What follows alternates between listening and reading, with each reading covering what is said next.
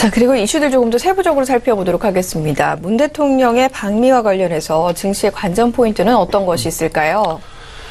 네, 기본적으로 대통령이 미국을 간다는 것이 서로 친교를 통해서 가는 것도 있겠지만 그만큼 한국 제품들, 즉 미국에 수출 잘하겠다 그런 관점이 있기 때문에요.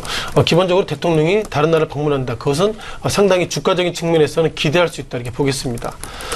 또한 다만 한국과 미국이 최근 들어서 특수한 관계가 많이 있었죠. 이번에 문재인 대통령 방미 키워드를 보면 사드란 얘기가 나오고요. 또한 한미 FTA 재협상 그리고 트럼프 대통령의 북한을 가만히 두지 않겠다 이런 어떤 상당히 그 경제적인 것보다 정치 때는 군사적인 부분들이 있기 때문에 문재인 대통령이 이번에 방한 관련돼서 상당히 좀 고민이 많을 것이다 이렇게 보겠습니다.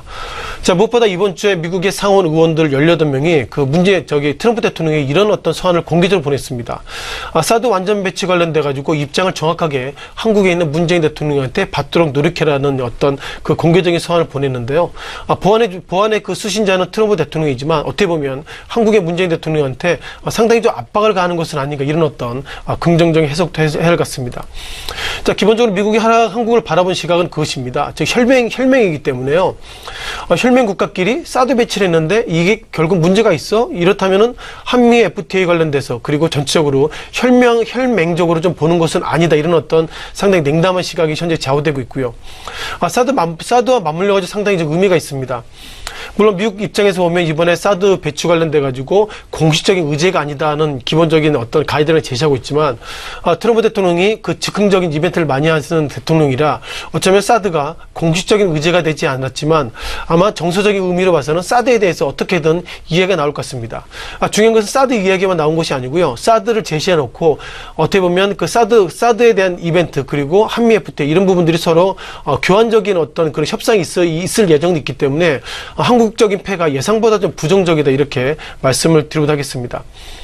또한 우리가 4월 달에 그 미국 재무부가 한국이 어떻게 보면 모니터링 리스트 즉 환율 조작 의혹국이라고 이렇게 범주를 지어놨는데요.